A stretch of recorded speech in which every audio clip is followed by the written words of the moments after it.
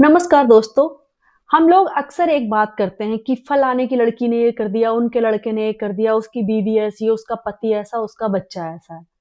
लेकिन हम इन सब चीज़ के बीच में कभी ये सोचते हैं कि हम कैसे हैं, हमारे बच्चे कैसे हैं और भविष्य में क्या पता हमारे बच्चों ने भी वही कदम उठा लिया जो दूसरों के बच्चों ने उठाया, तब हम क्या करेंगे? मैं ऐसा नहीं बोल रही कि समाज में जो बुरा हो रहा है उसके लिए मत बोलिए। लेकिन दूसरों को ताने मत दीजिए, दूसरों पे तंज मत कसिए।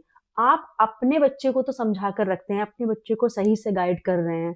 लेकिन जब आप उसे कहीं पढ़ने के लिए भेज रहे हैं, कहीं जब वो बाहर रहेगा, तब वो कैसे लोगों के साथ रहेगा, उनके संग उठेगा, बैठेगा और आगे वो उसके दिमाग में क्या आता है, क्या कर बैठे, आपको कुछ नहीं पता। हमें खुद नहीं कुछ पता होता है कि हम आने वाले समय में किस तरह से परिवर्तित होंगे, हमारा ब्रेन वॉश कोई अगर कर देगा तो हम क्या करेंगे?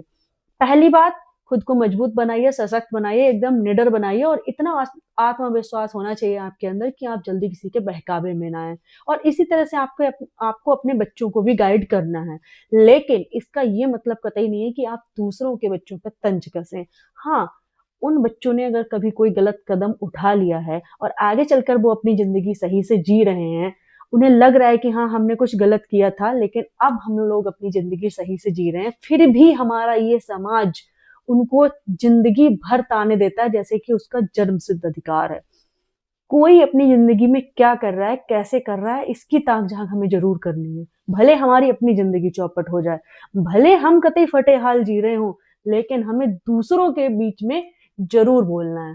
तो कोशिश कीजिए कि आप खुद सक्षम बनिए, खुद सशक्त बनिए, निडर बनिए, दूसरों को मोटिवेट करते रहिए, जागरूक करते रहिए, तंज मत कसिए, ना ही किसी की लैग पुलिंग कीजिए। और एक चीज़ और, हम लोग हमेशा दूसरों का मज़ाक बहुत बनाते हैं कि वो मोटा है, कि वो पतला है, कि बहुत काला है, कि उसका चेहरा ऐसा। किसी की भी बॉडी शेमिंग ना कीजिए।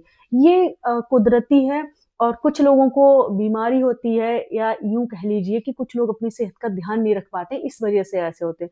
तो हमें कोई अधिकार नहीं है उनको देखकर उनकी बॉडी शेमिंग करना, उनका मज़ाक बनाना, क्योंकि कुदरत ने ये जो हमें शरीर दिया है, कुदरत ने जो चीज़ दी है, उसको देखकर हमें मज़ाक नहीं बनाना है।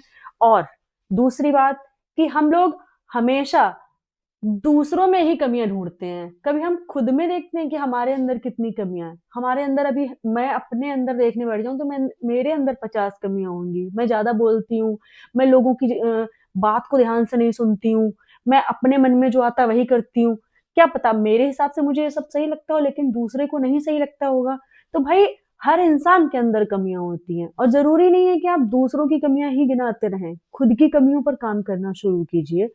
दूसरों की कमियों को देखकर आप देखिए कि क्या ये कमी आपके अंदर तो नहीं है, आप उसको सुधारिए। लेकिन नहीं, हमारा बस यही काम है कि हम दूसरों में कमियाँ ढूँढेंगे और उन कमियों को और लोगों को बताएँगे और अपने आप को एकदम अच्छा, पाक, साफ बताने की कोशिश करेंगे। नमस्कार।